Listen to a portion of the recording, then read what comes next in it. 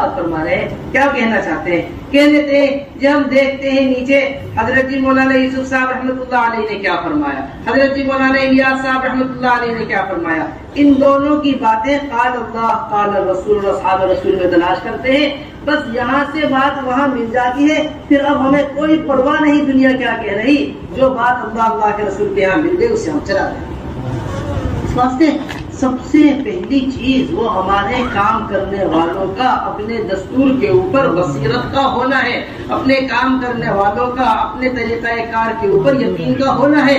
اگر بصیرت اور یقین اپنے کام کے اوپر نہیں ہے اور ہم خود پوری طریقے سے اپنے کام سے مطمئن نہیں ہے, تو انسانیت کا مزاج ہے کہ جو مطمئن نہیں ہوتا وہ کسی دوسرے کو مطمئن نہیں کرتا, جو مطمئن نہیں ہوتا وہ کسی دوسرے کو کیا نہیں کر پاتا, نہیں کر پاتا. حضور اکرم صلی اللہ علیہ وسلم کو ایسا یقین اپنے حضرت جی مولانا یوسف صاحب میرے پاس یعنی معتبر آدمی کا لکھا ہوا بیان, حضرت بیان میں فرمایا کرتے تھے کہ داعی اصل داعی وہ ہوتا ہے کہ سب اس کے خلاف ہو جائے اور اس کا اپنے معمول پر پہلے سے زیادہ یقین بڑھ جائے, اپنے کام پر پہلے سے زیادہ کیا بڑھ جائے, یقین. دونوں چیزیں نبوت میں بھی یہ چیز ملتی ہے, خلافت میں بھی یہ چیز, نبوت میں بھی یہ چیز ملتی ہے اور اس میں خلافت میں بھی نبوت میں ملتا ہے. سب جمع ہو گئے حضور اکرم صلی اللہ علیہ وسلم کے خلاف, سب کے سب ابو طالب کے پاس آئے. دیکھیے آپ کا بھتیجا کیسی کیسی باتیں کرتا ہے, یہ ایک ظاہری اعتبار سے بڑا سہارا تھا حضور اکرم صلی اللہ علیہ وسلم کے لیے ابو طالب. جب ان کے پاس آ کر انہوں نے کہا, لوگوں نے حضور اکرم صلی اللہ علیہ وسلم کو بلوایا گیا, اللہ کے رسول صلی اللہ علیہ وسلم تشریف لائے. فرمایا ابو طالب سے, بھتیجے دیکھو تمہاری قوم میرے پاس یہ بات لے کر آئی ہے, تمہاری قوم کی جانب سے یہ بات آئی ہے, اب تم غور کرو کیا کرنا ہے. اللہ کے رسول صلی اللہ علیہ وسلم فوراً آسمان کی طرف آنکھوں میں آنسو آئے. روایتیں مختلف الگ الگ روایتیں, بعض روایتوں میں ملتا ہے چاہے تم میں سے جا کر کوئی شعلہ سورج میں سے نکال کر لے کر آ جائے, بعض روایتوں میں ملتا ہے کہ تم میرے دائیں ہاتھ پر سورج بائیں ہاتھ پر چاند رکھ دو, بعض روایتوں کے اندر ملتا ہے ساری دنیا کا خزانہ میرے پاس لا کر جمع کر دو.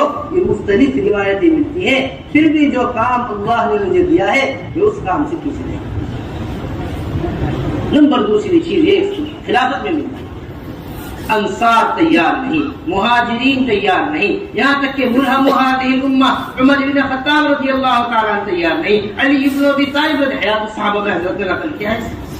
یہ ابو بکر ابھی وقت نہیں ہے جماعت کو روانہ کرنے کا, ابھی آپ بالکل جماعت کو روانہ نہ کیجیے, میں ہر حال کے اندر جماعت کو روانہ کر کے رہوں گا چاہے کچھ بھی ہو. یہ تو میدان میں کام کو لے کر, میدان میں دستور کو لے کر, میدان میں طریقہ کار کو لے کر کھڑا ہونا پڑتا ہے. جب آدمی کھڑا ہوتا ہے تب اس کے اوپر حالات آتے فرمایا کرتے تھے, سورج نکلے اور روشنی نہ ہو یہ بات ممکن ہے, لیکن کام کرنے والے کام کو لے کر کھڑے ہو, ان کے اوپر حالات نہ آئے, ایسا نہیں ہو سکتا. ان حالات کا مقابلہ کیسے کرنا, بصیرت کے ساتھ, یقین کے ساتھ, عظمت کے ساتھ. جتنا بھی دستور ہمارے کام کا تیار کیا گیا اور جتنا بھی دستور کام کا روز اول سے لے کر آج تک کیا گیا ہے, رکھا گیا ہے, ہر موقع پر سیرت کو دیکھ کر, حضور اکرم صلی اللہ علیہ وسلم کی مبارک زندگی کو دیکھ کر, اور یہ بات ہمیشہ اپنے پاس محفوظ رکھیے گا کہ جو دستور سیرت کو دیکھ کر سامنے قرآن اور حدیث کے سامنے رکھ کر تیار کیا جاتا ہے, زمانہ وقت حالات اس دستور کو کبھی بدلتا نہیں. زمانے کے بدلنے سے یا وقت کے بدلنے سے یا حالات کے بدلنے سے وہ دستور نہیں بدلتا, وہ طریقہ کار نہیں بدلتا. واسطے ہمارا یہاں بنیادی چیز یہ ہے کہ ہمارا پورا ملک وحدت فکر اور وحدت کلمے پر جمع ہو, اور وحدت فکر اور وحدت کلمہ حضور اکرم صلی اللہ علیہ وسلم کی مبارک زندگی کے سامنے ہوئے بغیر, ان کا طریقے کو بتائے ہوئے بغیر ہو نہیں سکتا. کیونکہ عمر بن خطاب رضی اللہ تعالیٰ عنہ کی یہ بڑی قیمتی باتیں فرمایا کرتے تھے, اصحاب الرأی اعداء السنن, کہ جو رائے پر چلنے والے لوگ ہوتے ہیں وہ سنتوں کے مخالف ہو جاتے ہیں. وہ کس کے مخالف ہو جاتے ہیں؟ ہاں, سنتوں کے مخالف. جو کس پر چلتے ہیں؟ ہاں, جو رائے کے اوپر, وہ مخالف ہو جاتے ہیں کس چیز کے؟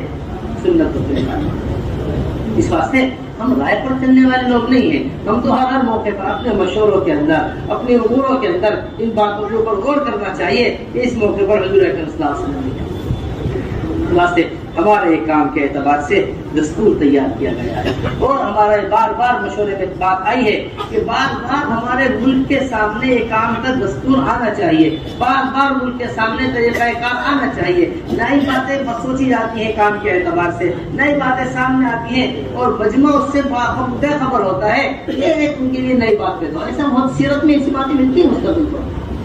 میں نے سلام کا جواب دینا نماز میں اجازت تھی، صحابی آئے آ کر سلام کیا، کسی نے سلام کا جواب نہیں دیا، لوگ ان کی طرف دیکھنے لگے، انہیں بڑی حیرت ہے، ایک تو سلام کیا تھا میں نے، سلام کا جواب نہیں دیا، اور پھر اوپر سے دیکھنے میں لگے، پھر فرمایا تمہیں کیا ہو گیا، سمجھنے دیکھنے لگے، پھر لوگ اپنے ہاتھوں پر ہاتھ مارنے لگے، انہیں خاموش کرنے کی کوشش کرنے لگے، یہاں تک کہ نماز کا سلام پھرا تو ان کو بتایا گیا دیکھو پہلے اجازت تھی سلام کا جواب دینے کی، اب اجازت ختم ہو گئی سلام۔ بہت سی موٹی موٹی چیزیں ہوتی ہیں، بہت سی موٹی موٹی باتیں ہوتی ہیں جو کام کرنے والوں کے سامنے نہیں ہوتی، اس واسطے بار بار سامنے بات کا ہونا وہ دل کے اندر بات کو بتا دیتا ہے۔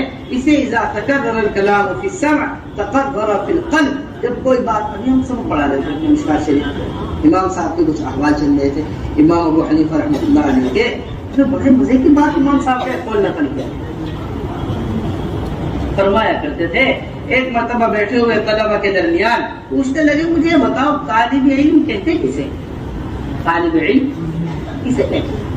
لوگوں نے کہا امام صاحب آپ ہی بتائیے کہ نہیں کہتے ہیں طالب علم۔ فرمانے لگے کہ استاد ایک بات کو 100 مرتبہ کہے، طالب علم وہ ہے جس طرح اس نے پہلی مرتبہ طلب کے ساتھ بات کو سنا تھا، سبھی مرتبہ بھی اسی طلب کے ساتھ بات کو اسی طلب کے ساتھ اس کو سنے۔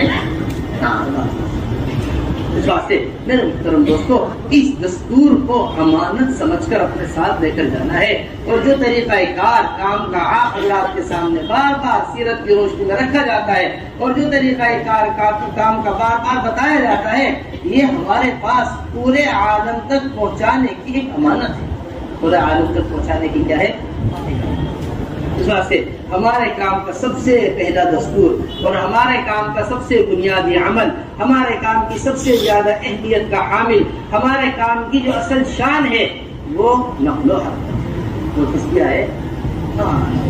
دیکھو اس بات کو اچھی طرح ہمارے سب ساتھی سمجھ کر لے جائیں، نقل و حرکت ہمارے کام کی امتیازی شان ہے۔ بنیادی طور پر ہمیں حاجی عبد الوہاب صاحب رحمۃ اللہ علیہ کا یہ مقولہ بڑا ہی عمدہ لگتا ہے اور بڑا ہی اچھا لگتا ہے۔ ہمارے حاجی صاحب فرمایا کرتے تھے، یہ تو بظاہر حضرت جی مولانا یوسف صاحب رحمۃ اللہ علیہ کے حوالے سے نقل کیا کرتے تھے، ان کا خود فرمایا کرتے تھے ہمارے اجتماعات، ہمارے جلسے، ہمارے مشورے، اس کا بنیادی مقصد وہ صرف تفہیم نہیں ہے، اس کو سمجھیے اچھی طرح، بنیادی مقصد کیا نہیں ہے، صرف تفہیم نہیں۔ ہمارا مشورہ تھا، ہم کام سمجھنے کے واسطے نظام الدین جمع ہوئے تھے، ہم نے مستورات کا کام سمجھا، یہ ہمارا سوال تھا ہم نے اس کا جواب لے لیا، یہ ہمارا اشکال تھا یہ ہم نے کر لیا، ہم جمع ہوئے تھے اپنے مسائل حل کروا کے اللہ کا فضل ہم واپس آ گئے۔ ہم نے مسائل جمع کرنے کے واسطے، کام کو سمجھانے کے واسطے جمع نہیں کرتے۔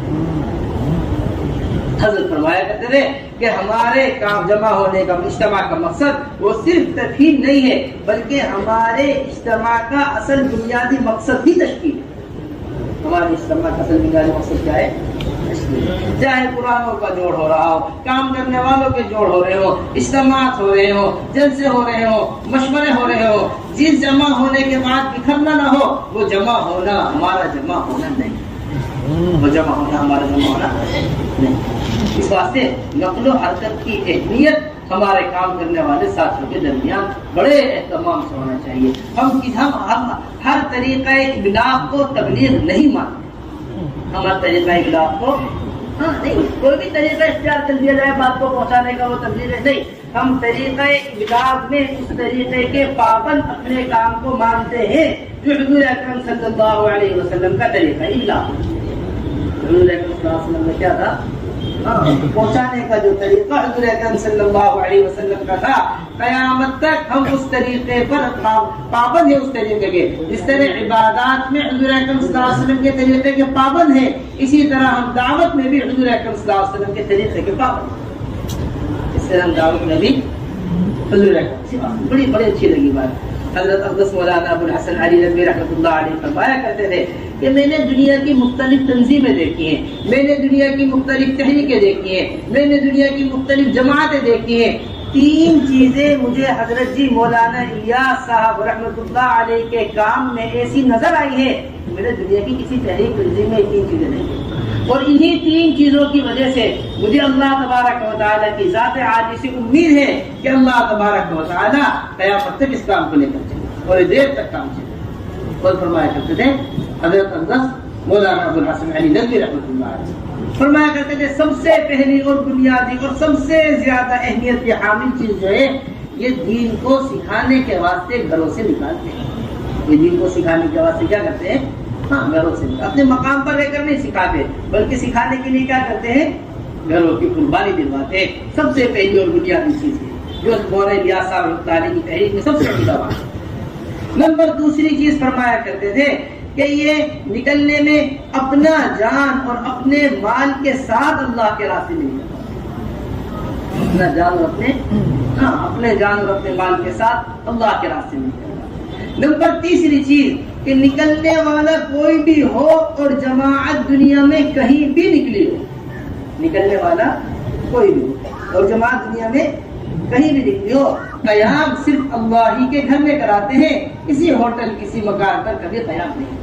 نکلنے جا رہا وزیر ہو، نکلنے والا چاہے ایک عام آدمی، یہ ہمارے کام بڑی بنیادی شان جو بنیادی طور پر ہے وہ حضور اکرم صلی اللہ علیہ وسلم کی ناراضگی ہے اللہ کے راستے میں خروج پر تاخیر کرنے میں۔ لیکن میرے محترم دوستو، 2 چیزیں عمل کے اوپر انسان کو آمادہ کرتی ہیں، ایک ترغیب انسان کو عمل کے اوپر آمادہ کرتی ہے، ایک ترغیب انسان کو عمل کے اوپر آمادہ کرتی ہے۔ جتنے بھی اعمال آپ دنیا میں دیکھیں گے یہ 2 چیزیں آپ حضرات کو عمومی طور پر ملیں گی، ایک ترغیب ملے گی اور ایک کیا ملے گی؟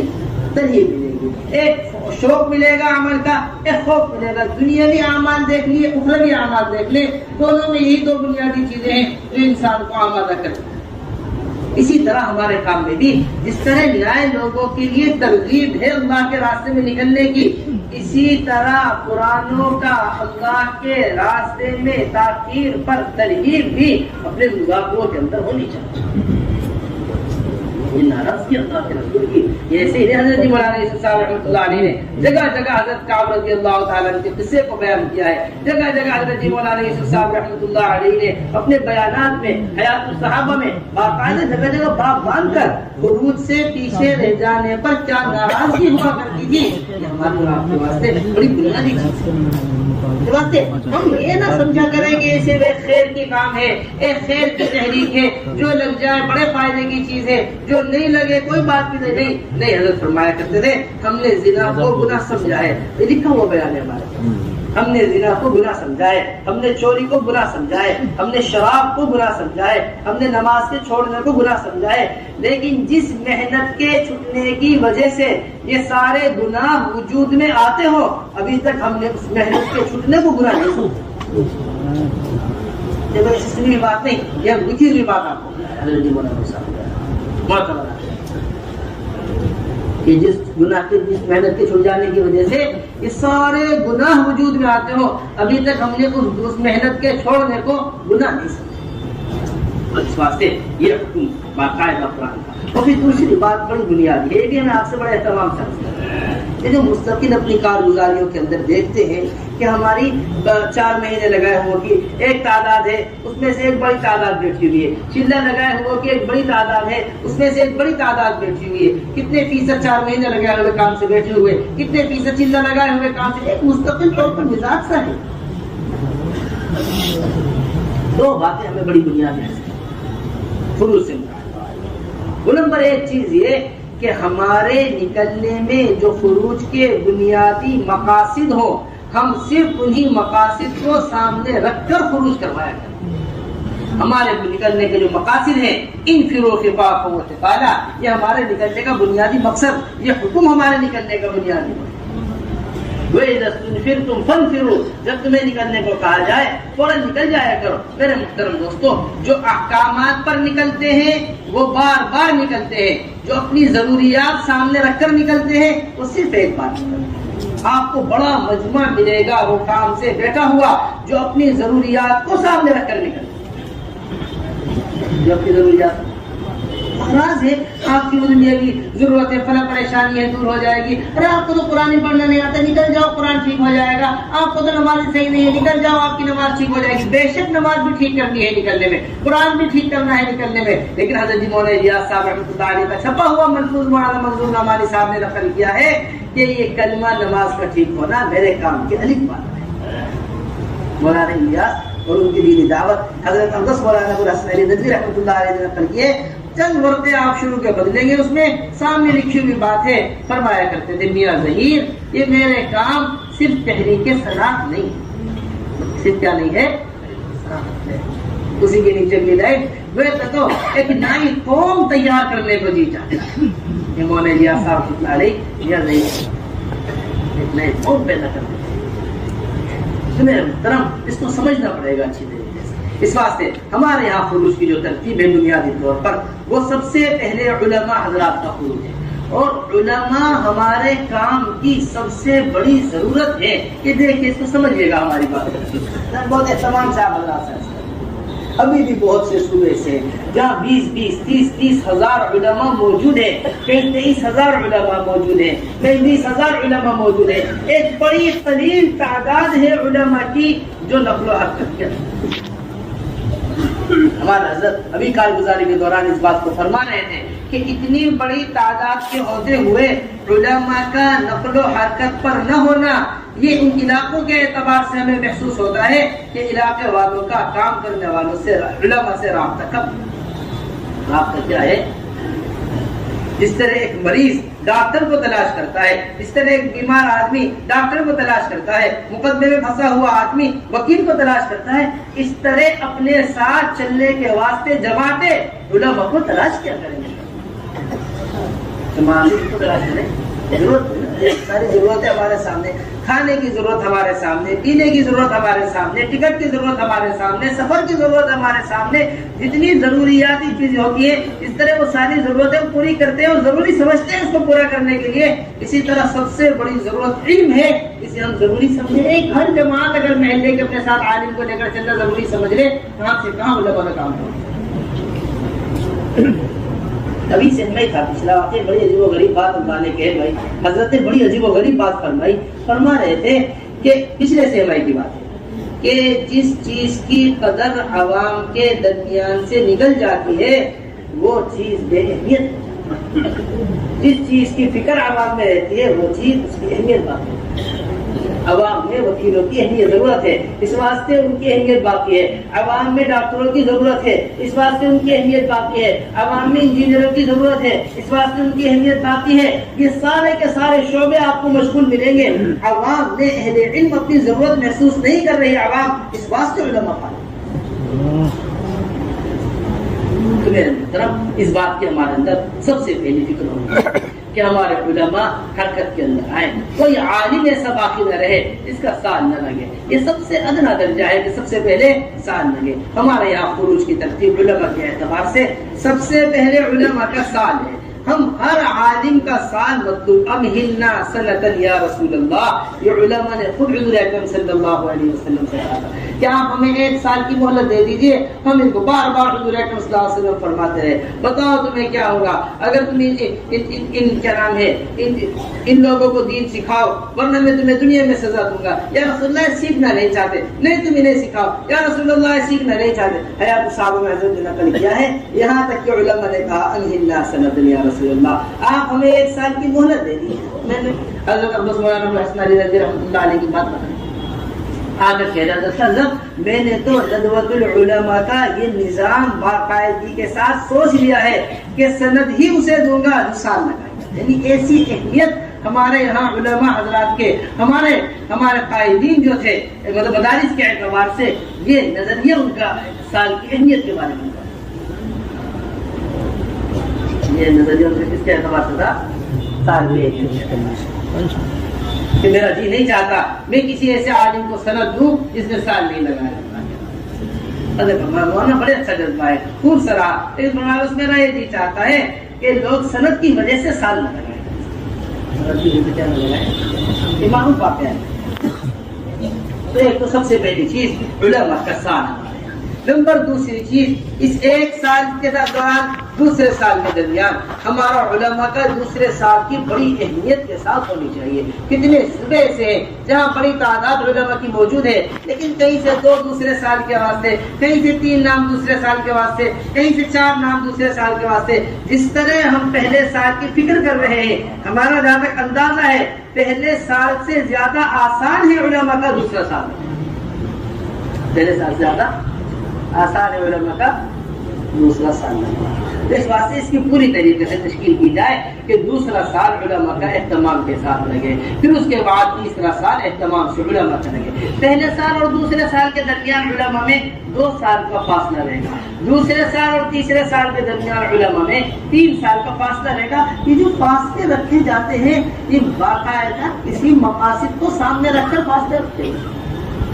ترتیب نہیں ہے، نظام نہیں ہے اپنے لوگوں پر عبادت کی ادائیگی کرے، اپنی بیوی کو دیکھے، اپنے بچوں کو دیکھے. یہ سال اس بات سے فائدہ نہیں کیے جاتے درمیان، بلکہ مقامی کام میں ان علماء حضرات کو مستقل طور پر استعمال ہونا، مسجدوں میں ان حضرات کو مستقل طور پر استعمال ہونا، آپ حضرات کے مشوروں میں، آپ حضرات کے صوبوں کے جماعتوں کے چلنے کے اندر، آپ حضرات کے ماہانہ مسجد وار جوڑوں کے اندر، آپ حضرات کے اجتماعات کے اندر، آپ حضرات کے تقاضوں کے اندر اہتمام سے ہم علماء حضرات کی ضرورت کو محسوس کرتے ہوئے علماء کو اپنے ساتھ لے کر چلنے کا مستقل طور پر ایک نظام ایسا قائم کریں. تو اس طرح ہمارے یہاں یہ 3 سال علماء حضرات ہیں.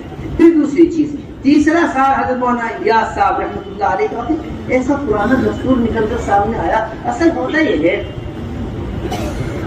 کہ پرانی باتیں ہم نئے لوگوں کے سامنے نہیں، تو جب پرانی باتوں کو بتایا جاتا ہے تو نیا آدمی یہ سمجھتا ہے کہ نئی بات. حضرت فرمایا کرتے تھے کہ ہم حضرت تعالیٰ فرما دیں کہ ہم نئے ہیں، باتیں نئی نہیں ہیں، باتیں ساری پرانی ہیں. نئی بات آ گئی، نئی بات آ گئی، نہیں، ہم نئے ہیں، لیکن بات کیا ہے؟ یہ حضرت جی مولانا الیاس صاحب رحمۃ اللہ علیہ کے زمانے کا لکھا ہوا، حضرت شیخ الحدیث مولانا زکریا کے زمانے کا لکھا ہوا دستور یہ نکل کر سامنے آیا، جو 3 جنوری 1943 بروز اتوار بعد مغرب فرماتے ہیں کہ ایک لمبی چوڑی بحث ہمارے حضرت شیخ الحدیث مولانا زکریا رحمۃ اللہ علیہ آج بعد مغرب ایک لمبی چوڑی بحث و مباحثے کے بعد ہمارے یہاں یہ مشورے میں یہ بات طے کی گئی ہے کہ علماء حضرات اللہ کے راستے میں 3 سال لگائیں گے. علماء اللہ کے راستے میں کتنا لگائیں گے؟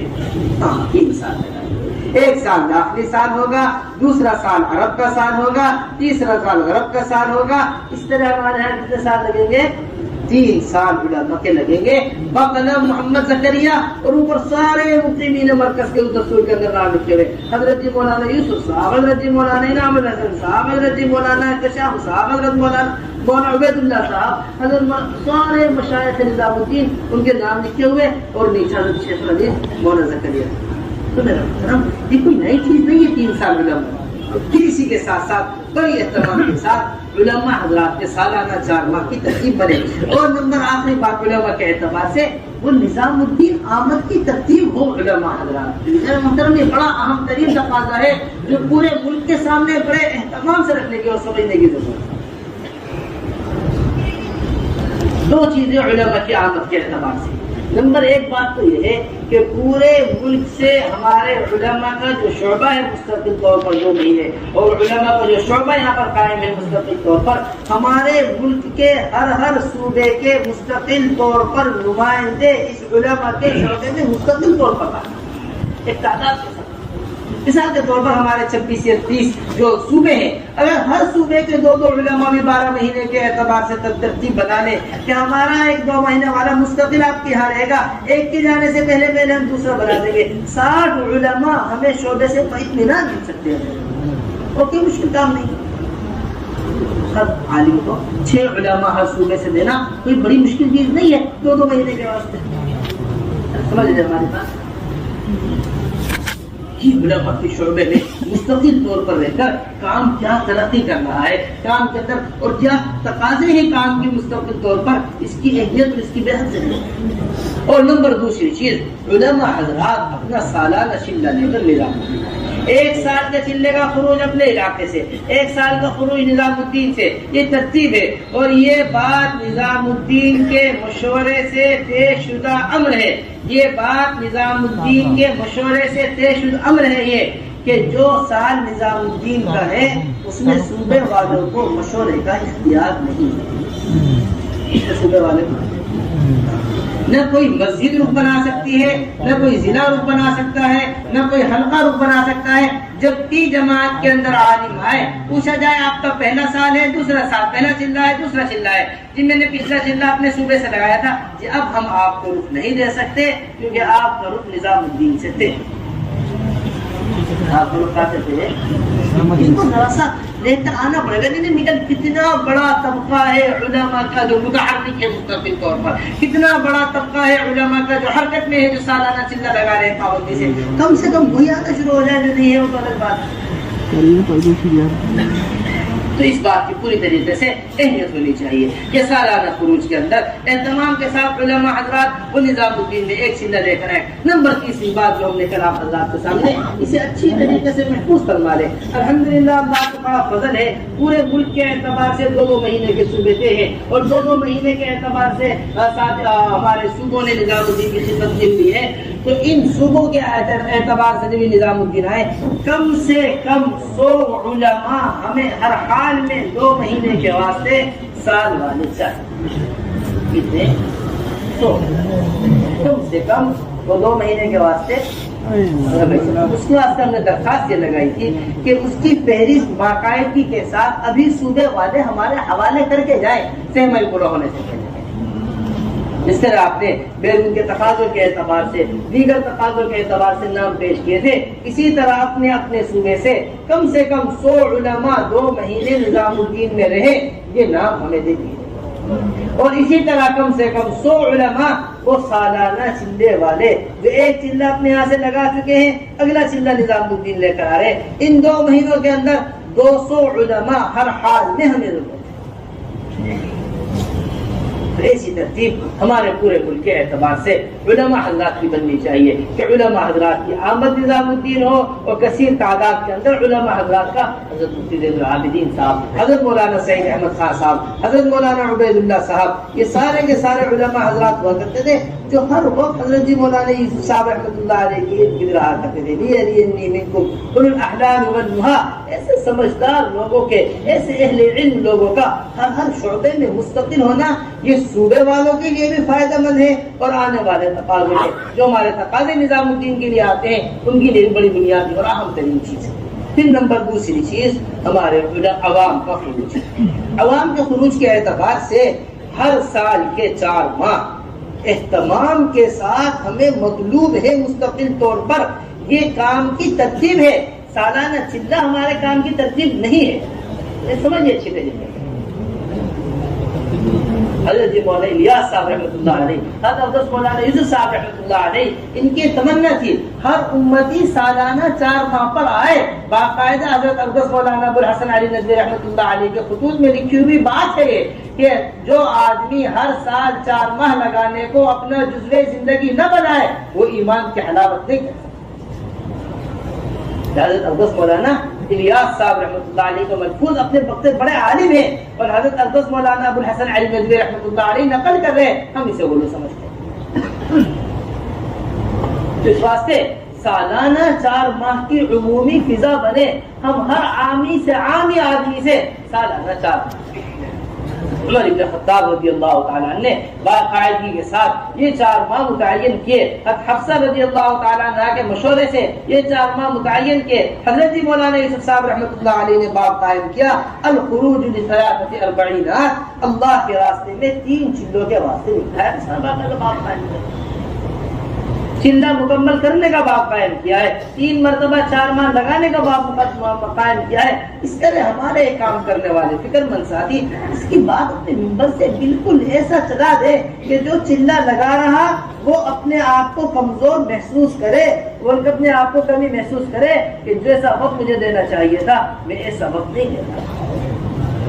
ہمارا حضرت بڑی قیمت کی بات فرماتے، یہ فرماتے جو لوگ کر رہے ہیں اگر ان کو بتایا جائے گا تو جو سطح ہے وہ سطح بھی گر جائے گی، جو ابھی تک نہیں ہو رہا جب وہ بتایا جائے گا تو اس سے سطح آگے کام کی بڑھے گی۔ اس طرح ہم 4 مہینے کی عمومی فضا اور 4 مہینے کے واسطے باقاعدگی کے ساتھ لوگوں کو تیار کیا جائے کہ ہر سال کے 4 مہینے لگے، اور سالانہ 4 ماہ لگانے کی ترتیب یہ ہو کہ 1 سال 4 ماہ اپنے داخلی صوبے کے اندر تقاضوں کے اعتبار سے، نمبر دوسرے 4 ماہ دیگر صوبوں کے اندر تقاضے جو ان کو دیے ہوئے ہیں کمزور صوبے ان کے اندر، نمبر تیسرے 4 ماہ وہ بیرون کے اندر، یعنی ہر تیسرے سال کا خروج کام کرنے والوں کا اہتمام سے بیرون ہونا چاہیے۔ ہر تیسرے سال کا خروج کام کرنے والوں کا جو اہتمام سے کیا ہونا چاہیے؟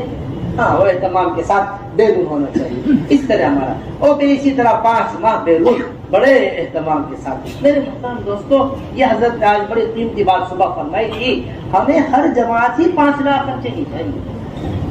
حضرات صحابہ رضی اللہ عنہم اجمعین کے یہاں جتنا مال کا خرچ کرنا اللہ کے راستے میں ملتا ہے اتنا مال کا خرچ کرنا کہیں نہیں ملتا ہے۔ رسول اللہ جو کچھ ہے وہ میں لے کر آ گیا ہوں۔ اب اسما فرماتی ہے جب مکہ مکرمہ سے نکلا ابو بکر رضی اللہ تعالی مدینہ منورہ جانے کے لیے جو کچھ گھر میں تھا سب کچھ خرچ کر، اس بات کا اہتمام ہونا چاہیے کہ بڑے خرچوں کی جماعتیں ممالک کے اندر جائیں، بڑے خرچوں کی جماعتوں کے ساتھ۔ اب جہاں پہلے ایک خرچہ ہوا کرتا تھا اسے ڈبل خرچہ، دوسرا خرچہ وہ ممالک کا ہے۔ اس واسطے بڑے بڑے خرچوں کی جماعتیں ہمارے یہاں مستقل مطلوب ہیں۔ پورا یورپ منتظر بیٹھا ہوا ہے، پورا افریقہ منتظر بیٹھا ہوا، سارا امریکہ آپ حضرات کا منتظر۔ کوئی ملک ایسا نہیں تھا 65 ملکوں میں جن کا سب سے پہلا تقاضا یہ نہ ہو کہ ہمیں نظام الدین کی جماعت چاہیے۔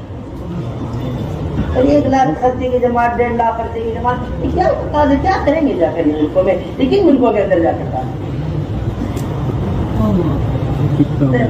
اس کو سمجھیے۔ میں بڑی اہمیت کے ساتھ آپ حضرات سے بات عرض کرنا چاہتا ہوں، چاہے ہماری داخلی جماعتیں ہوں، چاہے ہماری خارج باہر جانے والی جماعتیں ہوں، چاہے ہماری مستورات کی جماعتیں ہوں، چاہے ہماری مردوں کی جماعتیں ہوں، ہمیں اپنی ہر جماعت کے مصارف کو کھولنے کی ضرورت ہے۔ 2000 میں چلہ، 3000 میں چلہ، 4000 روپے میں چلہ لگ رہا، یہ چلے ہیں مستورات کے چلے 2000 روپے میں لگے، 2000 روپے کے چلے کی جماعت نظام الدین آ گئی، 2500 روپے چلے کی جماعت نظام الدین آ گئی۔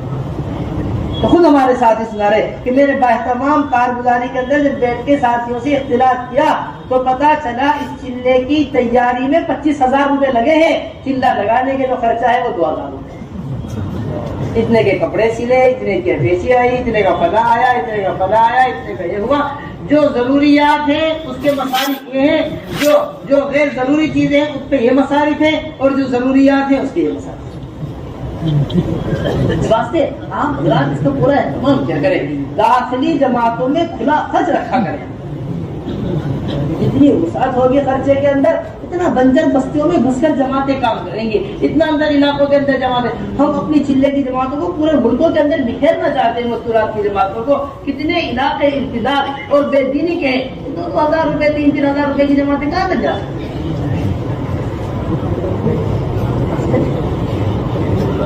لاکھوں روپئے جس گھر سے شادی پر خرچ ہو رہا ہو اور 2000 روپے کی جماعت نکلے اس گھر سے۔ حضرت فرمایا کرتے تھے خاندانوں کو جوڑنے پر مال خرچ ہو رہا، اللہ کے بندوں کو اللہ سے جوڑنے پر مال خرچ نہیں ہو رہا۔ اللہ کے بندوں کو اللہ سے جوڑنے پر مال خرچ نہیں ہو رہا ہے۔ اس واسطے اس کا پوری طریقے سے اہتمام ہو کہ ہماری جو بھی جماعتیں اللہ کے راستے میں نکل رہی ہیں یہ بڑے خرچے کے ساتھ ہماری جماعتیں، چاہے مردوں کی ہوں چاہے مستورات کی ہوں، یہ بڑے خرچے کے ساتھ نکل رہے ہیں۔ پھر دوسری بات یہ ہے کہ ماہانہ 10 یوم بڑے اہتمام کے ساتھ لگانے کی ترتیب قائم ہو اور اپنی قربانیوں کو آگے بڑھانے کی فکر کی جائے۔ اسی طرح پرانا عملہ ہر سال نظام الدین 2 مہینے کے واسطے اہتمام ہو، سالانہ 4 ماہ اور پھر 2-4 مہینے اپنے یہاں مقامی کام، پھر اس کے بعد 2 مہینے نظام الدین۔ یہ اس طرح سالانہ 6 مہینے کی ترتیب ہمارے حضرت نے قائم کی۔ پہلے سالانہ 4 ماہ کا خروج، پھر 2-4 ماہ اپنے مقام پر کام، پھر اس کے بعد 2 مہینے نظام۔ وہ ہمارا مطلوب ہے مستقل طور پر